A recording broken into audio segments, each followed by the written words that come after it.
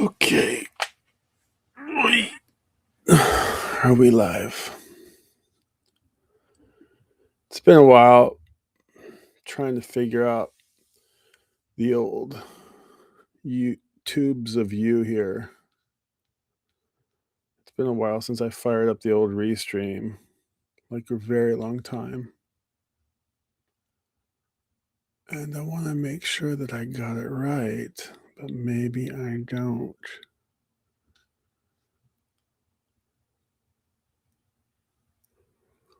Bum, bum, bum, bum. I'm watching my own channel here.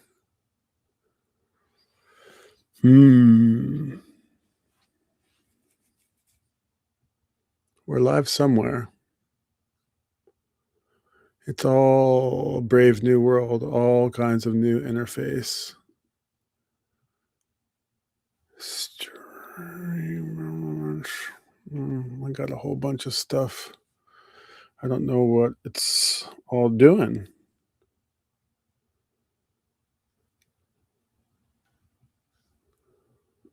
Well, okay, it seems like I'm live.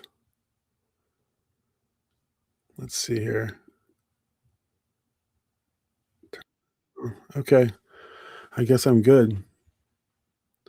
Check 1, 2, check, 1, 2. It's been a long time since I fired up YouTube here from my little battle station, and it's Golden Week.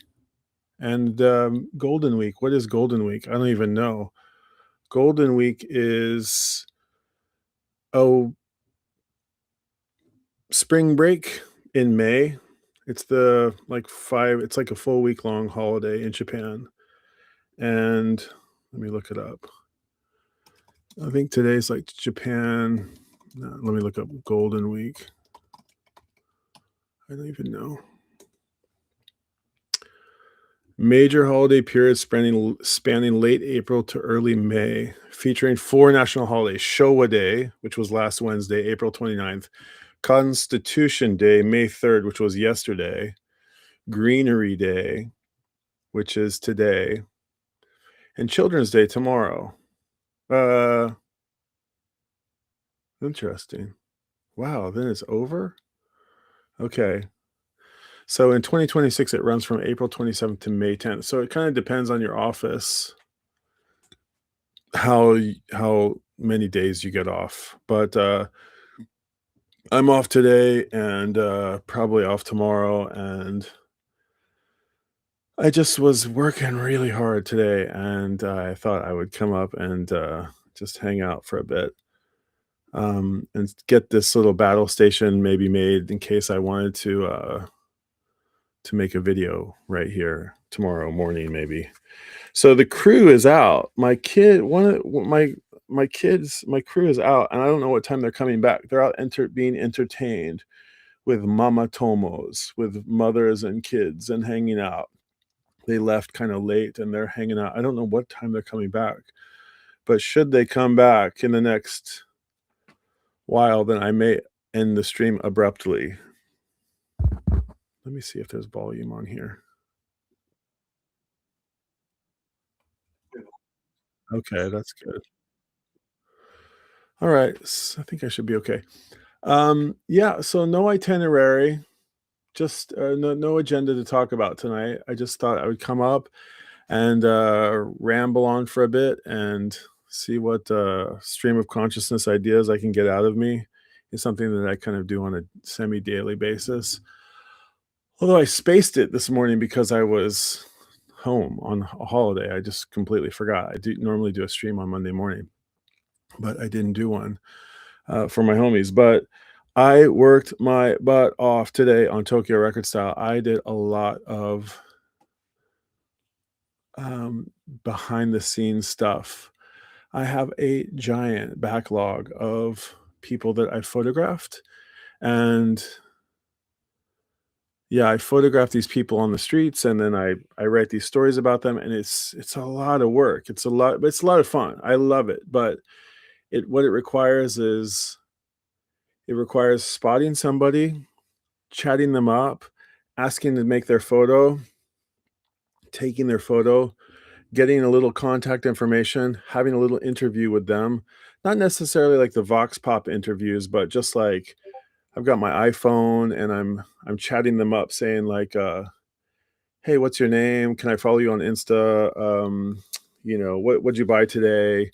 Where are you coming from?" This kind of thing. And I chatted up here on the channel on the phone. Hey there, Ed Topo. I'm gonna see if I can get these going. AZ Mick coming in. Good to see you guys. Okay, they're popping up. Ed, Brian, Mick. Good to see you guys. Thanks for being here. So then I write these little notes on my phone and I have a little 30-minute conversation with them. And then I do a 3-shot thing where I take one, it's kind of, I call it like a bust up. It's a bust up shot. I'll pull one up on my phone here. It won't be a very good, but here was the guy that I posted today. So it's a bust up. That's my buddy Jeremy. You can kind of get an idea of that.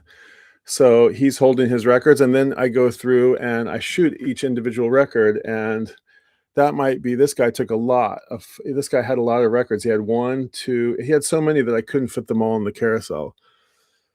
So it's 1, 2, 3, and then 4, 5, 6, 7, 8, 9, 10, 11. And then I got a picture of him kind of shopping. This guy went on my Tokyo Records shuttle service. We went to a little bar and, I took him back to his hotel.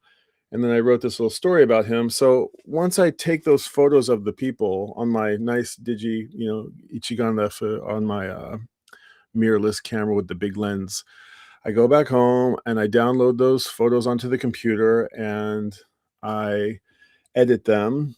And I have an M1. I have a bunch of computers, but I have my newest computer. My latest computer is about a 6-year-old M1 Mac Air that has 250 gigs on it. It's just like, I need a new computer so bad. It can hardly keep up. It's constantly running out of just hard drive. It's just constantly, and and when you're editing photos and video with a computer, you need a scratch disk. You need like RAM space. It's going to use some of your hard disk memory for processing things. It's going to have little temporary cache folders, and I don't even have that much. I have like 10 gigs left on it, and I'm just constantly trying to like clear the cache, and it's troublesome.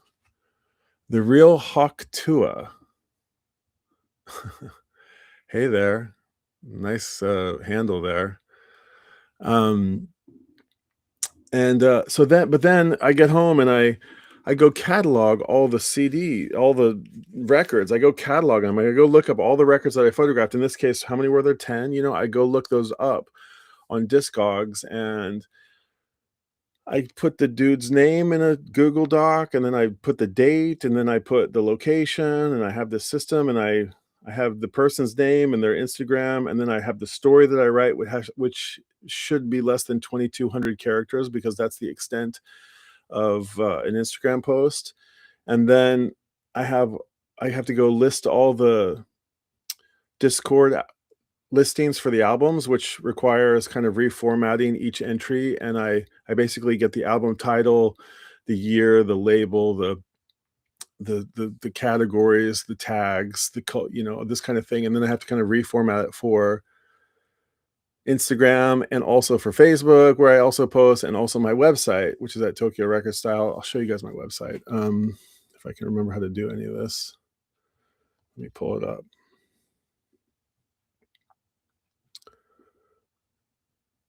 Let's see here. It's kind of fun. I like sharing it.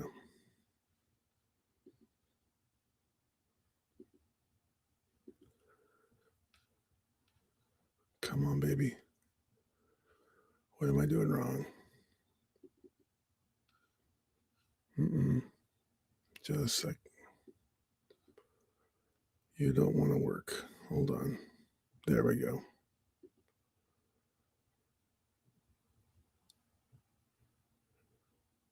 Okay. So here's the Tokyo Record Style website, and here's like The today's post, Jeremy, but this is how far backlogged I am. I go all the way back to September 2025, so I'm like literally like 6 months behind. I'm like really far behind. But if you click on it, an individual post, it opens up, and there's our hero, Jeremy. Very cool cat who I also came on the Tokyo Record Style. Oh yeah, I mentioned this. He came on the record service, and he's from New Zealand, so I write here, sweet as. Meet supremely friendly Jeremy from Auckland, who took me up on my Tokyo Record Style service last year. While visiting Japan with his family, he arranged one day for them to be off gallivanting the city on kid and mom business, while he had a dad day off with me. The first thing I got to do is salute anybody who is not only willing to take a chance on me or any fellow record loving stranger for that matter, but also who throws themselves to the wind. So I kind of find, typos in here, but I just do my best. And to just bring the real down home good vibes. Good on you, Jeremy. Do Kiwis say that? I know that's like an Australianism. Good on you. I don't know if Kiwis say that. So I picked up Jeremy by car at his hotel in Shinjuku, and we headed out westbound to what I affectionately have been calling the Goldilocks zone of record stores that are just right, positioned just a little ways from the city center so as not to be totally picked over or overpriced, but enough in the heart of Tokyo to, oh my god, I didn't even finish. I didn't proofread this. To be good. I gotta go fix this. Jeremy didn't have the bandwidth to go for a massive morning till night day, but we shopped plenty. We talked more. We found some great digs and some great snacks in the back alleys of Kichijoji and made a really memorable time for both of us. Jeremy made the most of his time and pulled together a pretty massive haul that I delivered with him back to his hotel, where we high-fived all his success and our good time together. Some days passed, and Jeremy followed up with a really thoughtful mail of thanks, reiterating what an amazing time he had. So thankful was he that he offered up, believe it or not, an incredible bonus for me, airfare for me and family to New Zealand. Holy cow, this guy like worked in the he works in the airline industry, and he had like bonus tickets, and he was like, I want to bring you and your family to New Zealand. I was like dumbfounded. Okay. Um, for a chance to let him show me around his turf and favorite digs. It's something that will take some time to come together, but I'm still dumbfounded by the generosity. The people you meet, hashtag. Okay. Thank you so much, Jeremy, for your trust. Okay, I gotta really go re-edit this one. Good vibes, smiles, laughs, and all the great music talk. Happy to have a new friend in Auckland where I hope to visit in the not so distant future. Until then, stay golden. So here's a kind of illicit Ray Rudy Moore, hilarious kind of comedy record. Runaways, Orgone. I didn't know this record, but he was very, very stoked to have found this record. I think he paid like a pretty penny for it too. Um, Cool in the Gang, Ray Charles. Is that that's who is that? I don't the Stranglers, okay. Um Street Corner Symphony. Okay, a couple some Cheap Heat. I think is that a Cure record maybe? That's a Cure. That's the Cure. Some Curtis Mayfield, Elvis Live, Band on the Run with the Obi, Get Your Yayas Out, and some kind of like Golden something by the Stones. And then here we are shopping at I could maybe zoom out so you guys could see this better. We're shopping at Coconuts in Kichijoji. He found this at Disc Union. What did he pay for it? Oh, it wasn't that bad, 4,600 yen or something. We went and found this little cool kind of street side Tachinomi izakaya and just having a good time. And he was super, super stoked. Got him back to his hotel with a massive haul. And he was super stoked. And then I go find these listings and I get, the album and the country and the format and then the link to the thing. So you can, if there's any records that you see on here that you want to know about, they're all listed down here on the website. And this is all doubled and tripled up redundant on best offer score and then Instagram. If you click on Instagram, I think it'll take us over to Instagram where there's the same post and it's already got a lot of activity on it, and then in the comments, did I do it? I didn't add the comments. Anyway, um, so it's like kind of quite a lot of work, and it's kind of like I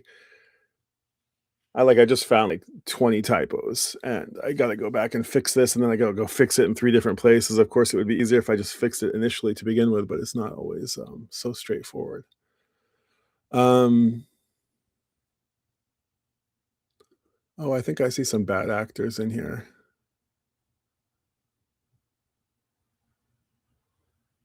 I love to block users on YouTube. I just love it. It's like the little thing I kind of like to do. Um, yeah, so I did like, I had this backlog of like 20 people that I photographed, and I went and, like, got all the photos processed, exported them all to Photos, like, literally 20 people today. They're on this computer, or I would show you some of them, and, cataloged all the discogs, and I've got basically everything through now, ready to write stories about. So now I just have to the hard part of kind of cataloging and archiving is over, and now I just have to, write the stories, which is comes in waves of inspiration. It's like you have to, like inspiration has to strike, and you have to kind of like get into the mood. And sometimes it just doesn't come, and you're like, you know, it takes day, and you just procrastinate, and you're like, I'll do it in the morning. I'll do it in the evening, and then you end up, the next day comes, and then the next day comes, and then suddenly inspiration hits, and you do it. You get 5 of them done in a single day, and you're like, you feel really good about yourself. So, yeah, I just kind of like I did that, and I listened to a bunch of records. Hold on, let me reload this one second. I'm not sure if it's going to kick me off. Let me try to refresh my page. Am I okay? Okay. Um, so yeah, also I listened to records all day while I edited photos, and I thought I would share some of the records, some just like recent pickups. Um, there's quite a lot here. Oh, you know what? I'll show you on the website as well. Um, I'll, I'll talk about one other thing. I'll show one other point on the website. Um,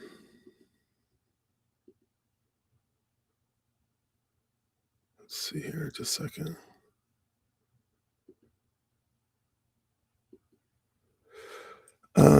I want to show you one other thing on the website, if you'll indulge me.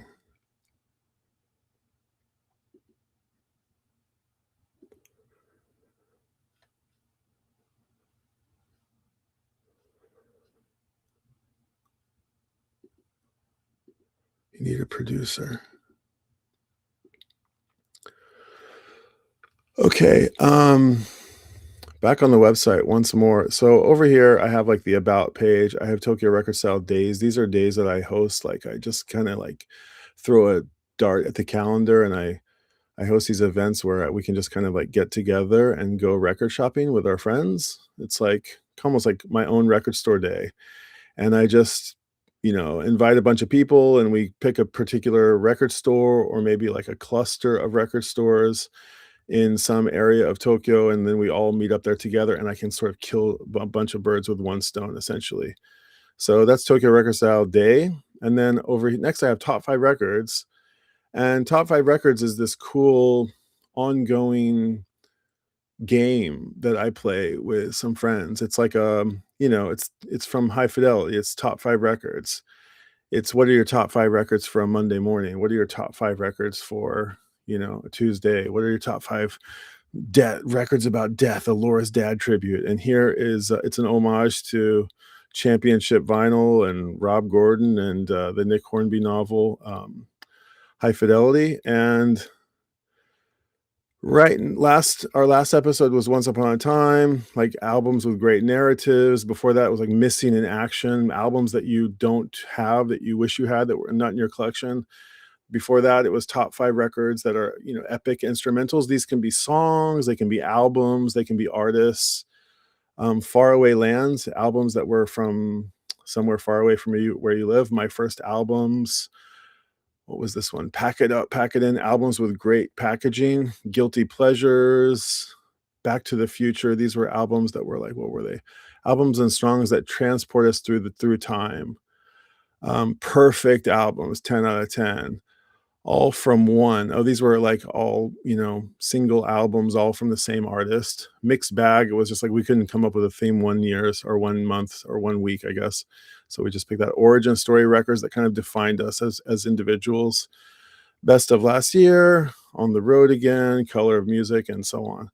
So on every one of these, we have, if you click it through, you see the thumbnail here, and then we get a little bit of action, a little bit of explanation. Our theme for volume 28 is Once Upon a Time, songs and albums that tell a story. From sweeping concept records to tightly woven lyrical tales, these are the records that pull us into a narrative world and carry us from beginning to end. So then if you want to go check out what that looks like on the Discord here, if you're a member of the Tokyo Record Style Discord, then you can go check out where we have sort of explanations about why everybody chose what they chose. And you can add your top 5 here if you want. If you just want to send me a message and you have a response to, your top 5 records that you want to put forth for songs or albums with compelling narratives, you can actually send me just your answers and I'll post it right here on my webpage. But these are some homies that did it. My homie Zed Zuko put up 5 records, and every one of these kind of links you off to the record. Godspeed You Black Emperor, The Moody Blues, Boris, Clutch, Leonard Cohen, Mark Lastman, AZ Bell, and Brian. And I think for some of them we have let's go look at another one real quick. Top 5, this was Missing in Action. Some of them have there's a lot of us doing them. Sometimes there's not so many of us doing them, but it's super, super, super fun. And it's fun to publish them on the website, and so that everybody gets to have a chance to show off their top 5 picks. So right now, the theme that we're doing right this second is crossroads. And so I have some albums out that are crossroad themed records. It's up to every person to interpret the theme however they might want to. And let me make myself big so I can see. If I push this, will I be able to see your comments? No. I need another way to see comments. Get this out of here.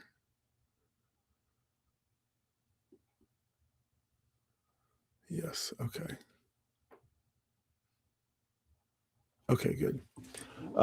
So everybody put forth the due date for this week's theme was yesterday. Your top 5 records that are about crossroads albums that represent cross genres or cross projects or interesting collaborations or some kind of it's really up to you to interpret it however you want to interpret it. I kind of went a little bit basic, but one of the let me see if I have. I of course went with Run DMC's Walk This Way, right? So I have the LP that it came on, Raising Hell, and also the 12-inch single. And God, this came out in 1986, and this was so fun. I mean, if you guys are my age, you remember how great this was. And the thing that I thought about today and that I wrote about when I added this was that being from middle America and kind of suburban middle America. I mean, I'm from Tulsa. It's not a tiny town, but the whole town is suburban basically. And it's just, rolling neighborhoods and ranch houses and developments and sort of, it's a real nice place. But yeah, just green, long streets with lots of driveways and single family homes, and there's got to be close to a million people there, so it's got a bit of everything, like 5 Walmarts or however many it needs, and it has everything that you would need, but still, it's not New York. It's not LA, and things, things that come from those places take a couple of years to get to Oklahoma. They were like a year behind on trends, and I think, like, this came out in these guys were probably making this music in the early 80s, but it was 86 when this got dropped, but it took a while to get to Oklahoma. And but I just remember thinking, like, it was a piece of New York, which was really exciting, and it was super urban.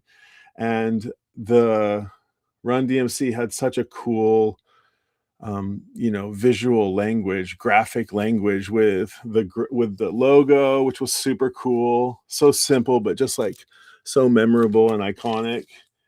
And the Adidas, of course, and the Raiders jackets and the gold chains and the Harry Carey kind of glasses and the Kangol caps, and yeah, the shoelaceless Adidas. It was pretty exciting, and I kind of like, while I was musing about it today, I was um I was thinking about how my only really touch, maybe, with New York City might have been like Fat Albert, possibly.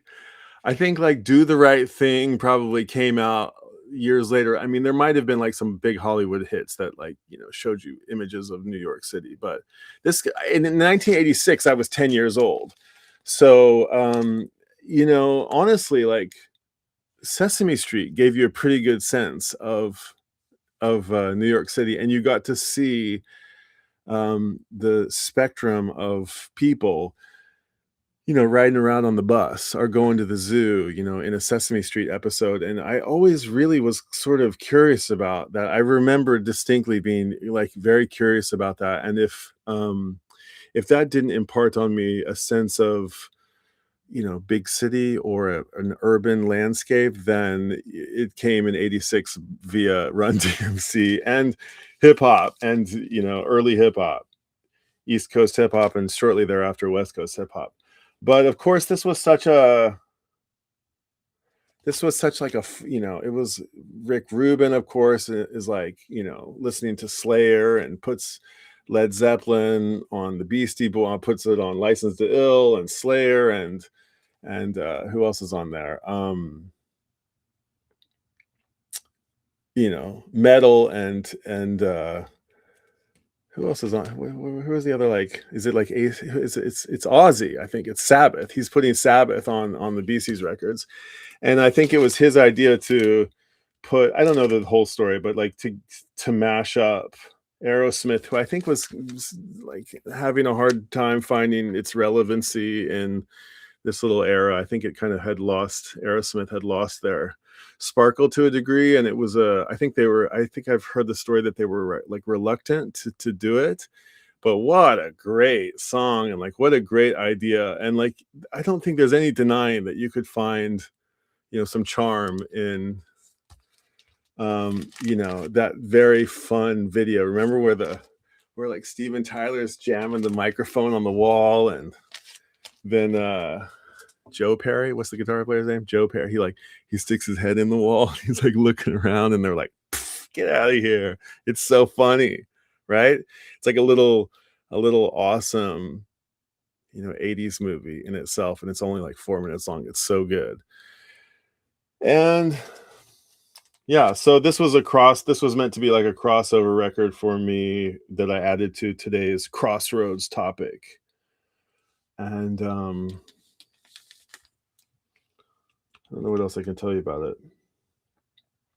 Co-produced by Jason Mizell and Joseph Simmons.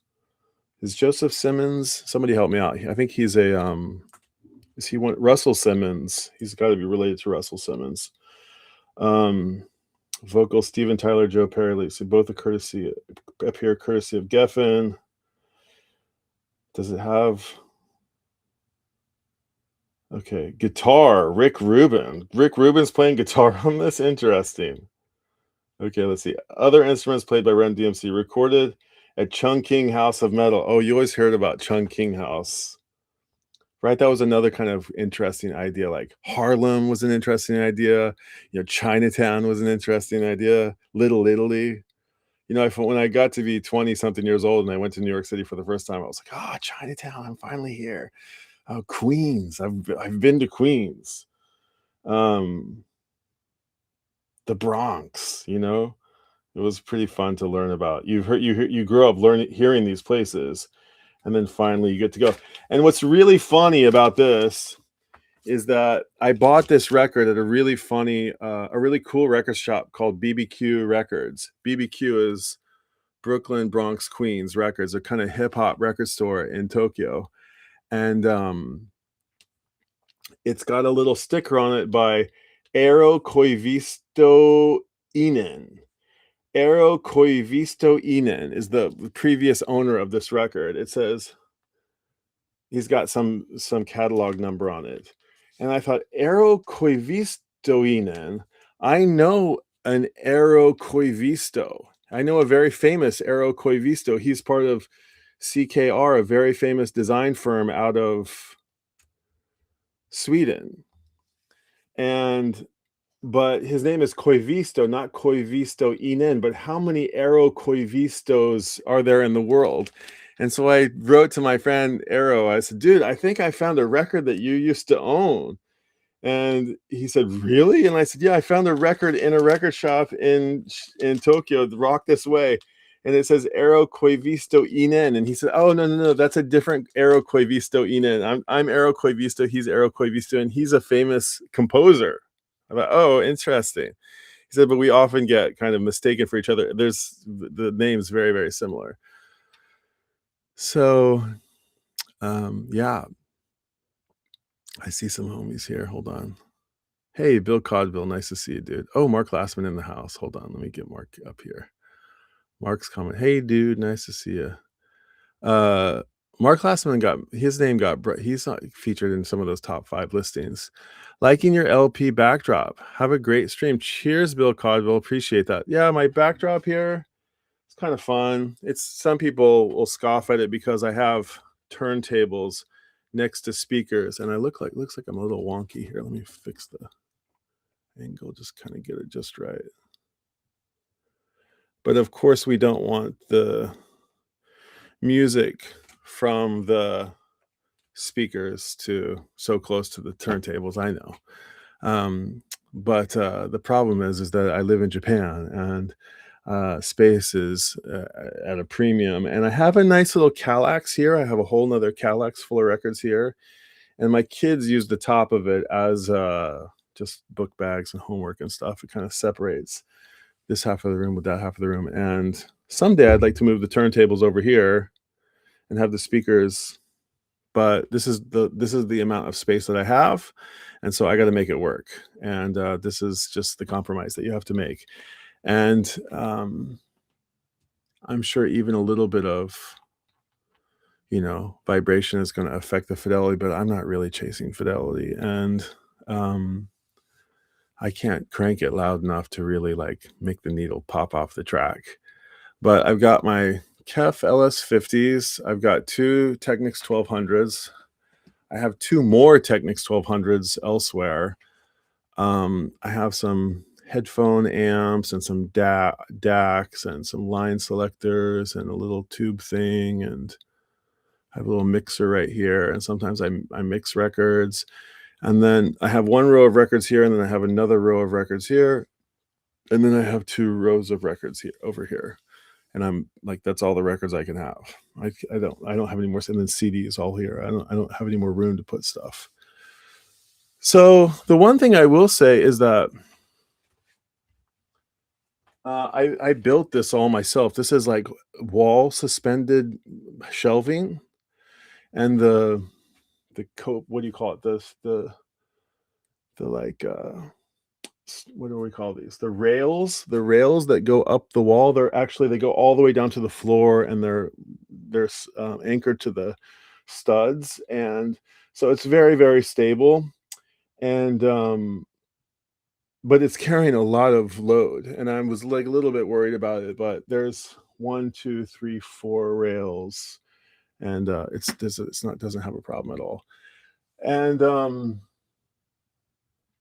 but I was having like a hard time. The lighting situation is not ideal. And I was trying to think about like how to install some lighting in here to make it kind of nice. And I was thinking about like taking a router and like running some rails in the bottoms of the shelves. Like I've made these shelves and I sanded them and stained them and things like this. And I thought I would just take a router and then sink some like strip lighting into them so that kind of looked kind of slick and everything, but it would require taking it all apart and putting it all back together. And instead, I went to IKEA and I found these like nice little kind of like little tiny saucer lights that are these right here. And you just click them and they turn on and off and they're really quite convenient. So you just bink, bink, bink. You just tap them and they pop right off and on. So that's kind of cool. And there's all the more reason to scoff at the system because there's like a mess of wires behind this piano right here. And there are probably all kinds of magnetic interfering with the power supply. And what can you do? Beat Street, Ted Farmer, nice to see you, dude. Thanks for being here. And thanks again, Bill, for sharing that. I think I'm doing okay.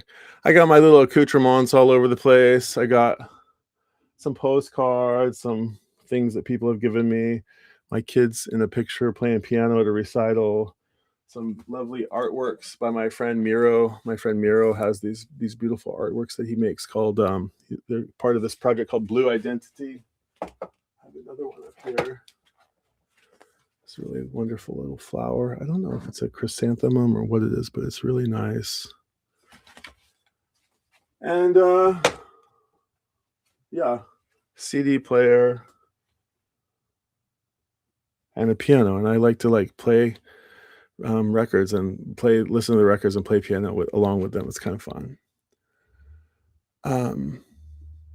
Yeah, Run DMC, historic record, right? This one, super famous. And then I had the strangest thing happen to me last Sunday or Saturday. I was having a conversation with somebody and we were talking about Rocky Horror Picture Show. And we were saying like, I remember when I went to Rocky Horror for the first time, I think I told I think I was like trying to like I was smitten on this like neighborhood girl, and her parents and my parents were friends. And we would go to the movies together sometimes. And I think the parents were having like a little party. All the parents were hanging out, and the movie theater was really close. And they were saying, "You guys should go to the movies." And I think Rocky Horror was playing. I remember I saw a bunch of movies with her, but Rocky Horror was playing at like midnight or something. At whatever midnight. Ah, damn! My cruise home. That means I gotta bounce. My cruise home. Hey, Hi. are you by yourself? Mommy, come. Okay. All right. Well, that's abbreviated. It's good to fire up the stream though, and to be continued. Anyway, the reason I mention Rocky Horror is because I got a record by Tim Curry. I was talking about Rocky Horror Picture Show, and no sooner than like about 5 minutes later, I saw this record by Tim Curry for $5, and I was, or not even like $3. And I was like, I got to figure out if this is good or not. And I went home. It's, as you can imagine, not all that great, but okay. Well, my crew's coming home, and they're going to commandeer my little living room here, which means, yeah, I'm going to hand it over to them. It'll be a little bit annoying if I'm just sitting here talking to the camera while they want to watch a movie or do their thing. So I'm going to wrap it up. And now that I have the whole little thing set up and it's just like one click, maybe I'll do another one Let's see, like, yeah, 10 hours from now. Maybe I'll take some rest, and then I'll do another one when I wake up tomorrow morning, perhaps. All right, appreciate you guys hanging out. Thanks for coming up.